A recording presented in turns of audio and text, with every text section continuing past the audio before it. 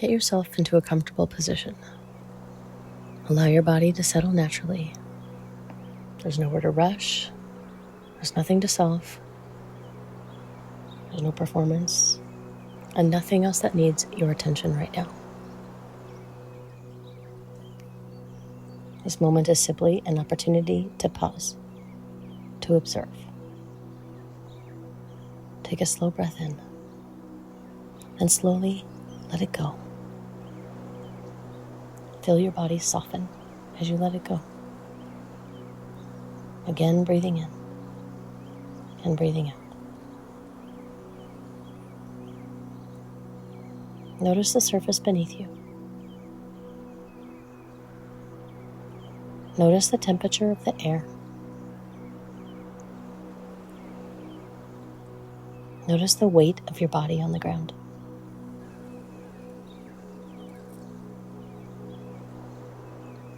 Notice your breathing without trying to control it. Feel the pace. Notice where the air goes.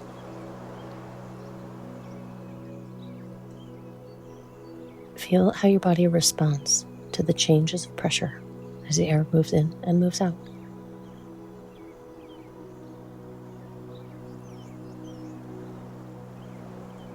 Just arrive in this moment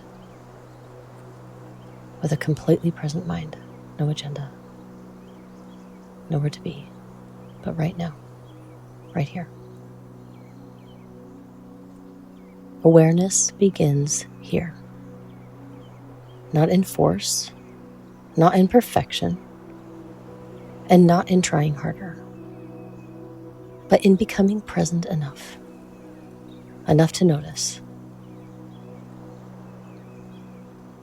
Pause.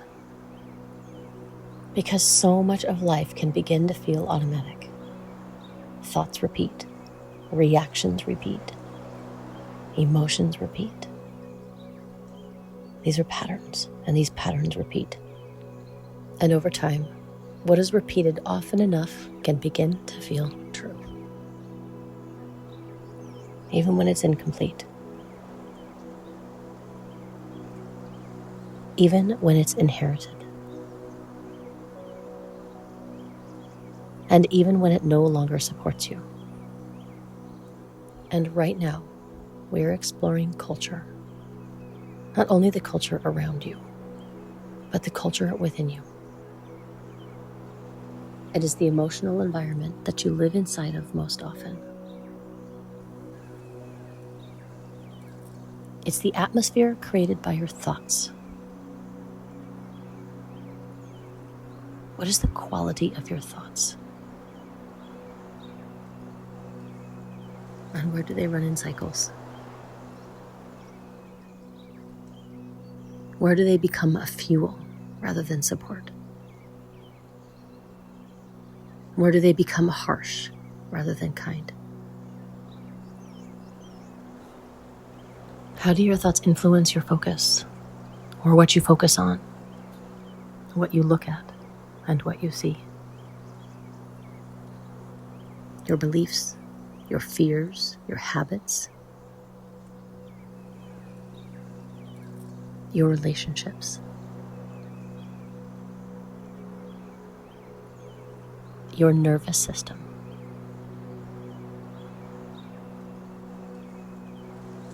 your repeated experiences.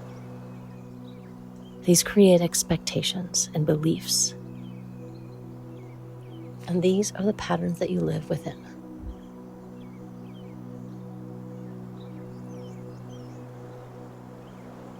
It's like the water surrounding a fish.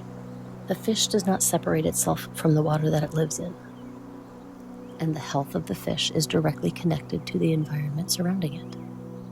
If the water is toxic, stagnant, or depleted, the fish adapts to survive inside of it. But survival is not the same thing as thriving. Over time, the environment shapes the health, the behavior, and the vitality of the fish.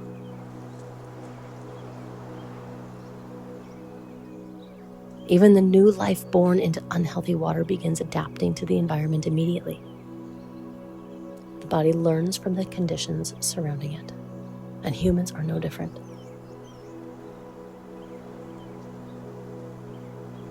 The water we live in is our culture. It's our repeated thoughts, emotional environments, relationships, beliefs, stress patterns, habits, the state of our nervous system, the quality of our thoughts, and the atmosphere we consistently expose ourselves to. Our bodies and our minds are consistently adapting and regenerating from the environments that we live within.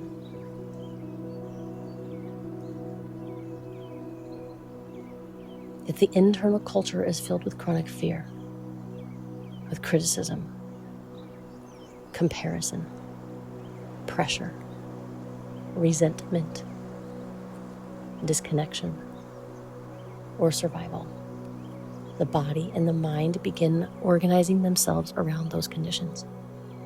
And eventually, dysfunction can start to feel normal. But regeneration also works in the other direction. When the environment begins to support safety and awareness, truth, movement, connection, compassion, clarity, and intentional living, the body responds to that too.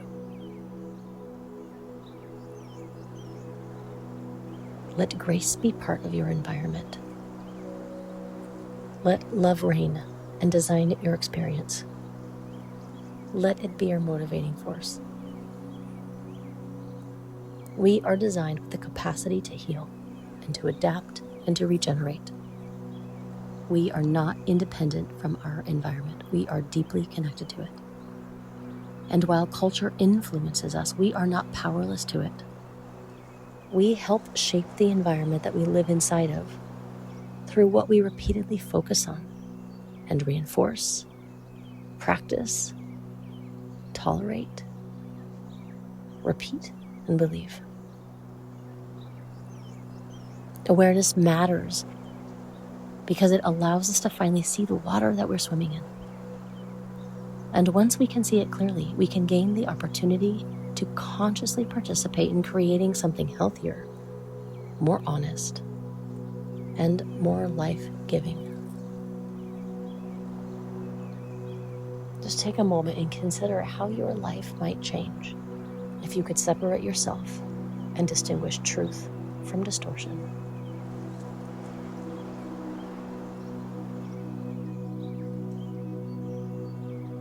Let's gently begin to observe your own internal environment. What emotional tone do you live inside of most often? What resonates?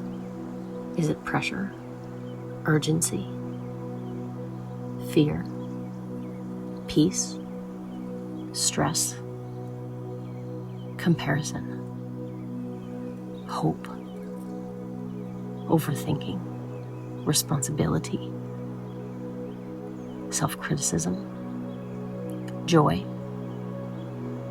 disconnection, or possibility?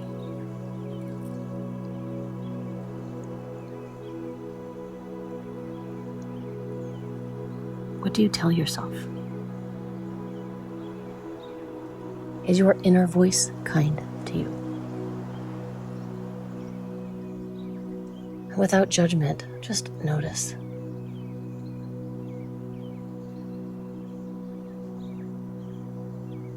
This awareness is not to be condemning.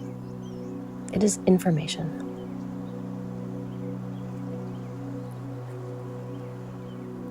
Now let's pause for a moment and notice your physical body. What happens in your body when you observe the emotional atmosphere that you're living in? Do you feel tightness somewhere or heaviness? Does your breathing change? Are you holding? Do you feel fatigue? Is it hard to feel? Or are you restless? Are you guarded or contracted? Perhaps you feel open and lightness, space and calm.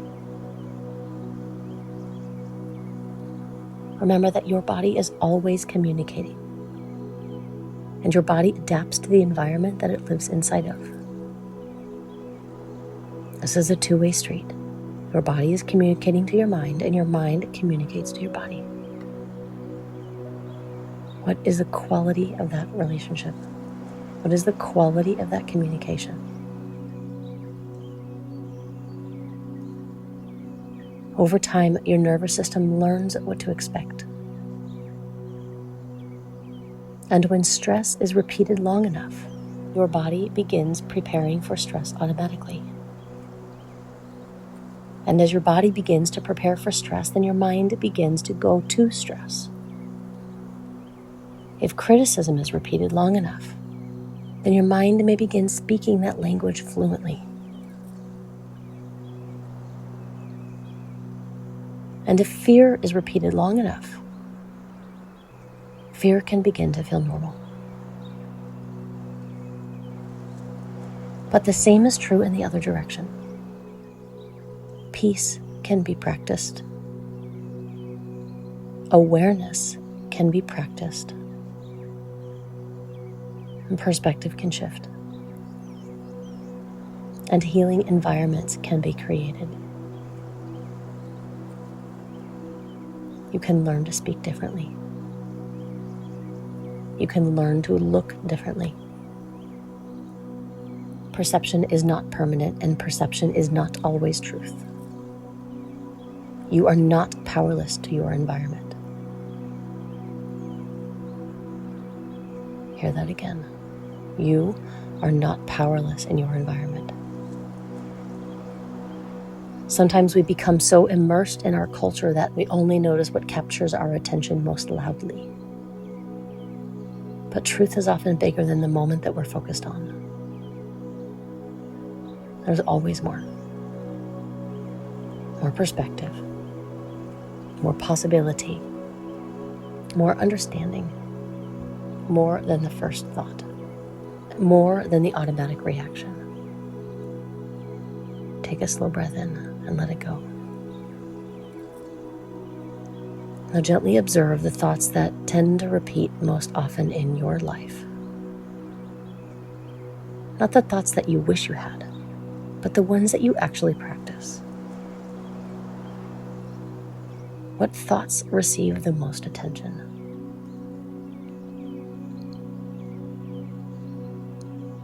What thoughts do you acknowledge and reinforce? What stories do you repeat about yourself? About your future? About your worth? About other people? About life? Just pause.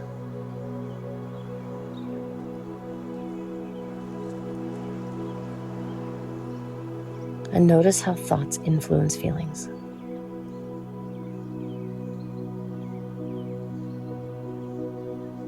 And how your feelings influence your perception.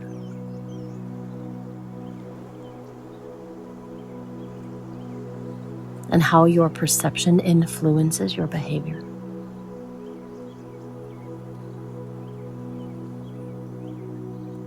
And how repeated behavior eventually shapes identity and experience. This is why awareness matters. Because what is unconscious often feels automatic. And what feels automatic can begin to feel permanent. But awareness creates space. And space creates choice. Take another breath. And consider this. Where in your life do you feel powerless right now?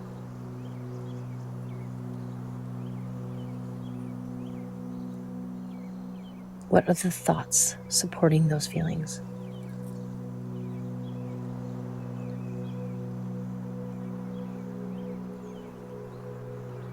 How do you feel when you have those thoughts?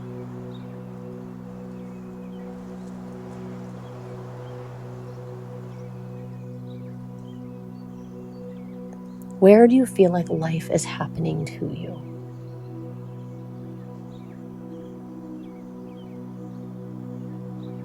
And where do you feel stuck inside of a pattern or a loop? Inside of a relationship or a reaction, a stress response, or an emotional cycle?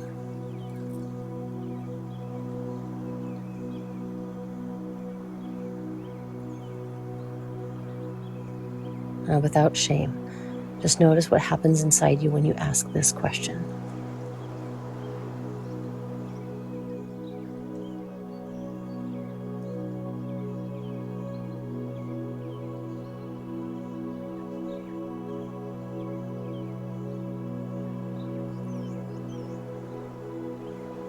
Now consider this.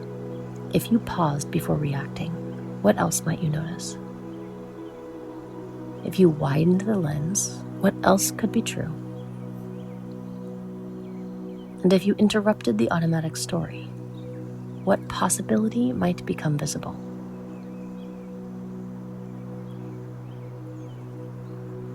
Awareness does not erase difficulty, but it can change your relationship with it. And that changes everything. Letting go is not pretending something doesn't hurt. It's not dissociating or ignoring or suppressing. And it's not disconnecting from yourself. Letting go begins with awareness, with recognition, with honesty and discernment.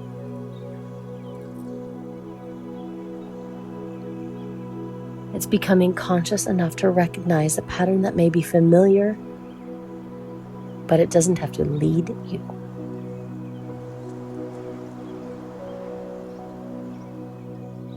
Now let's begin considering the culture that you want to cultivate in your life.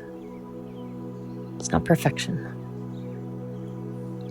and it's not performance, but the emotional environment you want your mind, your body, your relationships, and life to grow inside of. What do you want to reinforce more intentionally? How do you want your life to regenerate? With peace, truth, connection, courage, presence, health, compassion, trust, creativity, and purpose.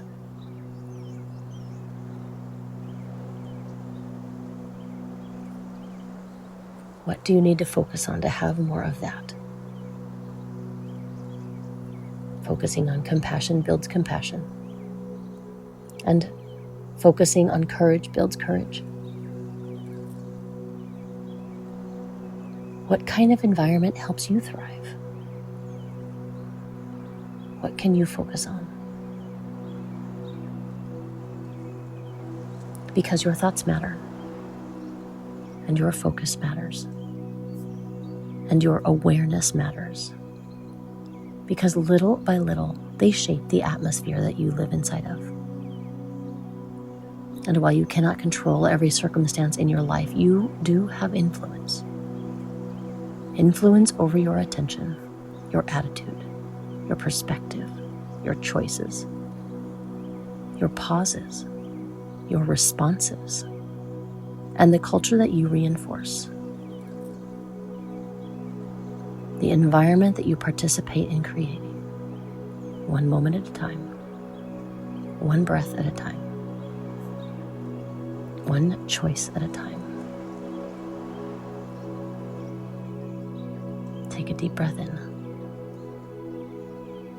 and slowly let it go. Notice your body again. Notice the posture as it's held in your body. What is your posture expressing? What is the gesture held within your body's shape?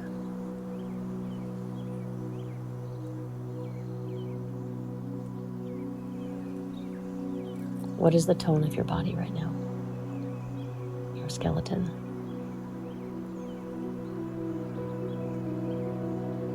Your heart. Your mind. Now just notice the room around you and the surface beneath you. And as you return, allow yourself to carry this awareness with you, not as pressure, but as a possibility.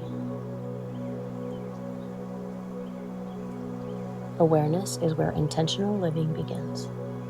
It gives you the opportunity to pause long enough to notice the environment that you're living inside of and the environment that you are helping to create. Because the quality of what surrounds you influences the quality of what regenerates within you. Your thoughts matter. Your focus matters. Your choices matter.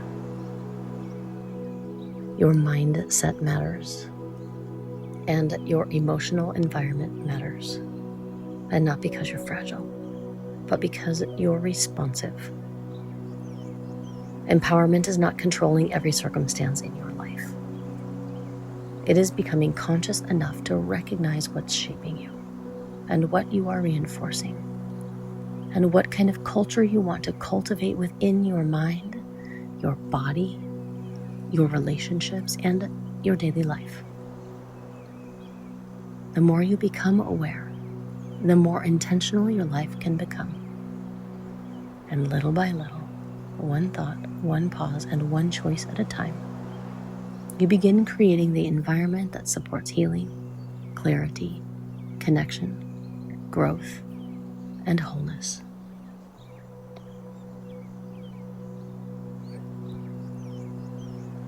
Viktor Frankl says that between stimulus and response, there is space. And that space is our power to choose our response. In our response lies our growth and our freedom. I also want to remind you right here that within that choice also lies grace and love and observation. And from there, you find your truth and your wholeness.